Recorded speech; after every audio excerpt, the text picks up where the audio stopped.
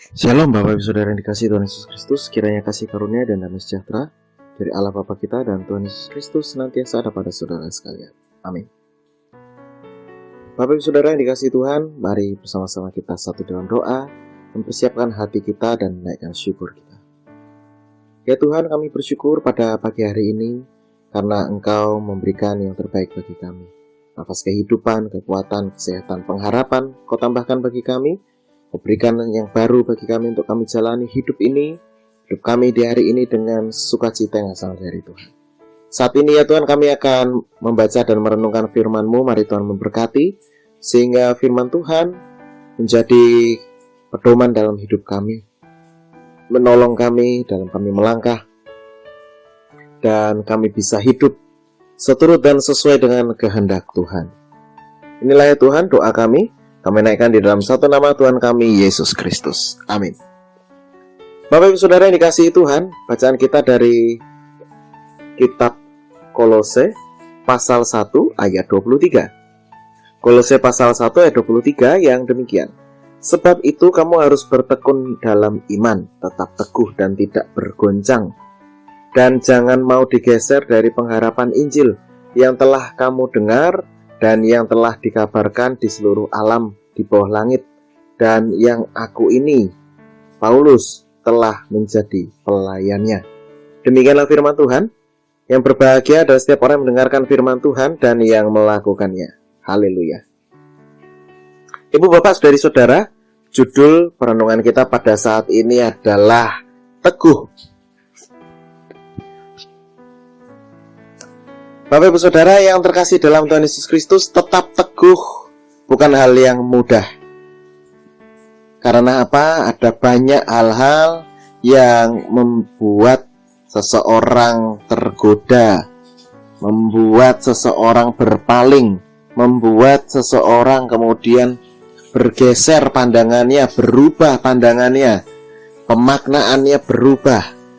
Karena memang hal itulah yang sering kali terjadi dalam hidup ini. Perubahan itu selalu ada, dimanapun, kapanpun, bahkan di dalam diri kita pun ada banyak perubahan-perubahan yang terjadi. Sehingga ketika kita diperhadapkan dengan judul perenungan kita teguh, tentu menjadi tantangan tersendiri. Apalagi firman Tuhan pada saat ini mengajak kita untuk bertekun dalam iman, tetap teguh dan tidak bergoncang, dan jangan mau digeser dari pengharapan Injil. Ini artinya tetap tinggal di satu tempat, bayangannya begitu ya, tinggal di satu tempat, tidak bergeser, tidak berubah, diam di situ. Tidak ada perubahan-perubahan apapun, ya hanya diam di situ saja. Nah, Bapak Ibu Saudara yang terkasih dalam Tuhan Yesus Kristus, dan yang berikutnya adalah tentang pengharapan Injil. Pengharapan Injil ini adalah pengharapan akan kabar baik, bahwa keselamatan itu sudah Tuhan nyatakan, dan keselamatan itu perlu direspon oleh kita, supaya semua orang yang percaya itu menjadi selamat. Nah, ketika kita diperhadapkan dengan nasihat dari Rasul Paulus, tetap teguh dan tidak bergoncang, tidak mau atau jangan mau digeser, artinya bahwa jangan sampai iman kita kepada Tuhan itu digantikan, bergeser, berubah dari kebenaran Injil. Ada banyak hal yang membuat kita kemudian bisa longgar, membuat kita kemudian bisa berubah.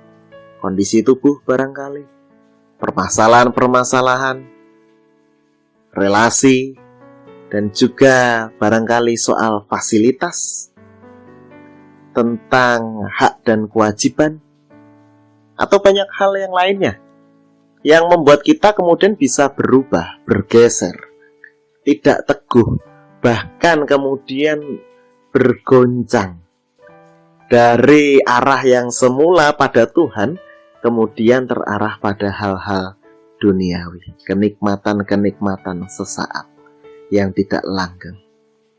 Firman Tuhan mengajak kita, mengingatkan kita pada saat ini, mari, ayo kita bersama-sama belajar untuk bertekun dalam iman. Teguh, tidak bergoncang, tidak mau digeser dari pengharapan Injil. Itu artinya supaya kita bisa tetap teguh, tidak bergoncang, tetap bertekun. Ikut salah satu cara yang dilakukan oleh Paulus, yaitu apa? Menjadi pelayan Injil.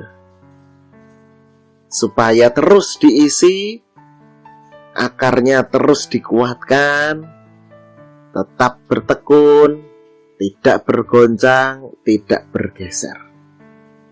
Mari Ibu Bapak Saudari-saudara, kita terus mengambil bagian dalam karya layan di tengah dunia ini, merespon kebaikan Tuhan, merespon berkat Tuhan dengan respon yang sebagaimana mestinya, respon yang benar di hadapan Allah. Dan Tuhan memberkati serta memampukan kita semua. Amin. Kita berdoa. Bersyukur Tuhan, pada saat ini kami diingatkan kembali bahwa ada begitu banyak godaan, ada begitu banyak hal yang membuat kami bisa berpaling dari Engkau. Godaan-godaan duniawi ini sungguh membuat kami bisa bergoncang, bisa berpaling, bahkan meninggalkan Engkau. Tapi sekali lagi kami diingatkan, ya Tuhan, bahwa kami harus taat, bertekun dalam iman, teguh,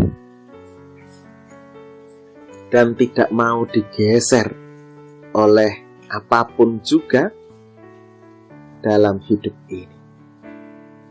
Maka mari Tuhan, tolonglah kami supaya kami bisa terus mengarahkan hidup kami, hati kami kepada Engkau, teguh di dalam Engkau, di tengah situasi, kondisi yang terkadang atau bahkan seringkali tidak berpihak pada kita, pada kami. Maka mari Tuhan, tolonglah kami. Kami akan melaksanakan segala aktivitas kami di hari ini. Mari Tuhan memberkati dan memampukan. Inilah ya Tuhan doa kami, dalam nama Tuhan Yesus Kristus kami berdoa. Amin.